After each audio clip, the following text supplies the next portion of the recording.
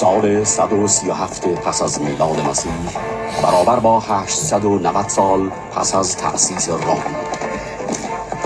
رومی ها صدها سال است که از شمال ترکیه تا جنوب سوریه را تحت استیلای خود دارند و این منطقه را روم شرقی می‌نامند.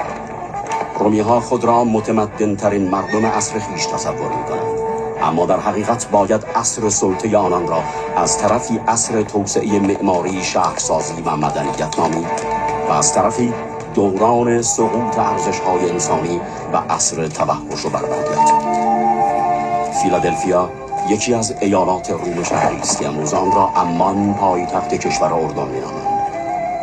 پیج‌های مخصوص از روم وارد فیلادلفیا شده و خبر بازدید قریب وقوع امپراتور روم هادریانوس را از ایالات روم شرقی از جمله فیلادلفیا به دیوکلتیانوس فرماندار فیلادلفیا می‌دهند و این خبر برای رومی‌ها بسیار مسرت بخش و خوشحال کننده است.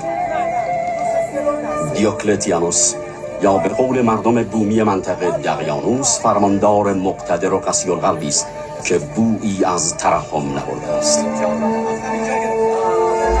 پس از عروج عیسی ابن مریم به آسمان، آیین الهی او به تدریج در حال گسترش است و این برای روم قابل تحمل نیست. رومی ها که پیرو خدایان المپ بوده و الهه های گوناگون را می پرستند نمی توانند شاهد سقوط و اضمحلال آیین بتپرستی باشند و رشد و گسترش یگانه پرستی را ببینند.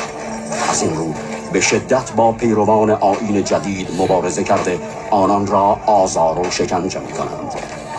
ولی با این همه سخت گیری ها تا کنون نتوانستند راه گسترش آیین جدید را مسدود کنند.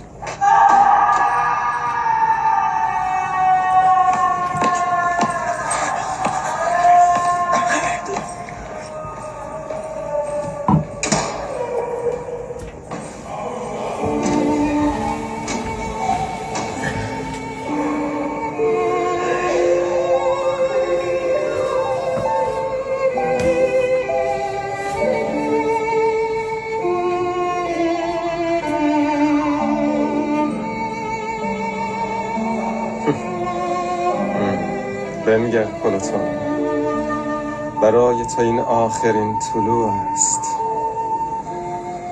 شاید خورشید فردا را مشاهده نکنی.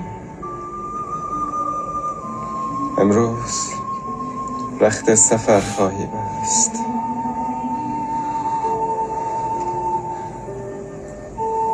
اما سفر به کجا؟ جوار رحمت پروردگارت. یعنی این عاصی را رخصت دیدار عنایت خواهد کرد. ای مهربان، گیرم که بزرگی کردی و این حقیر را بخشیدی و این بیچاره را به جوار رحمت خیش برکشیدی. من که خود را می شناسم، با این همه شرمندگی چه کنم؟ تو شب را نخفته ای پلوتون؟ به زودی خواهیم خفت. خوابی که است وعده هزاران پیامبر راستگو تحقق نیابد. نه.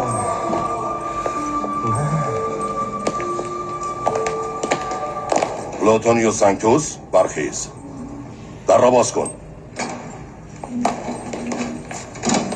برخیز. او را کجا میبرید؟ دادگاه. راه بیا. خدا با ماست پلوتونیوس. رحمت پروردگار در انتظار توست. نترس. خاموش. به خدا متکی باش. نترس پلوتونیوس. کجا باش پلوتونیوس. ایمانت را به دنیا نفروشی.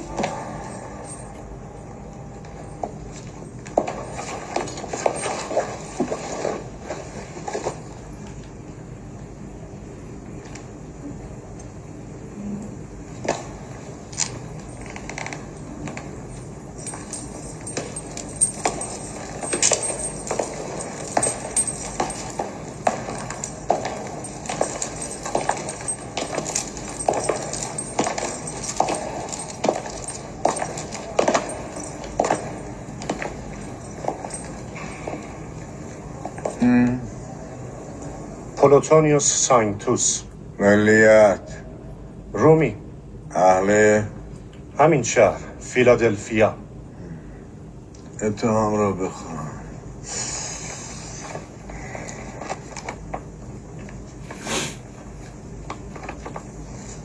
پلوتونیوس ساینتوس.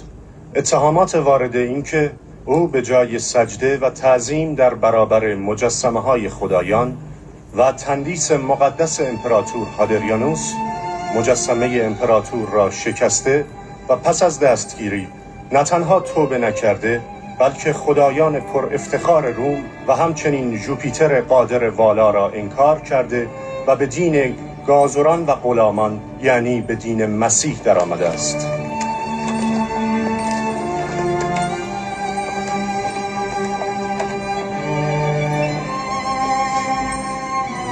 درست است؟ بله.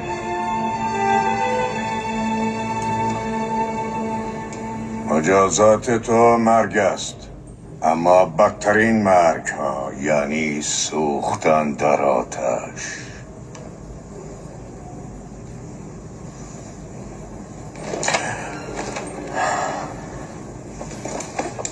اما میخواهم به تو فرصتی بدهم.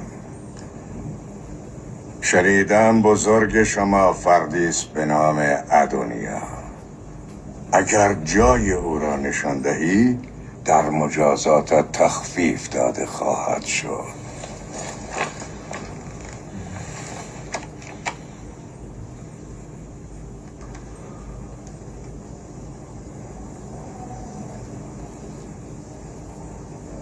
ابله.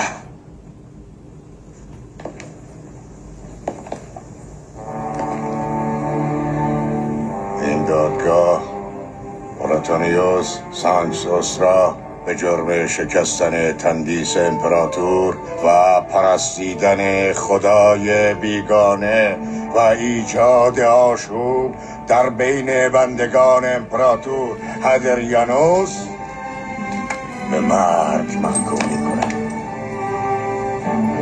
طبق این حکم تو امروز ظهر در مقابل معبد آپولون در آتش افکنده خواهی شد.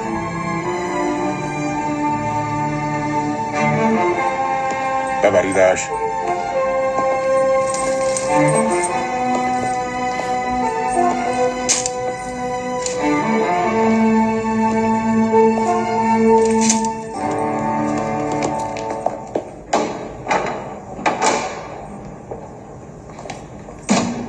آی زندانبان، بیا او را تحویل بگیر.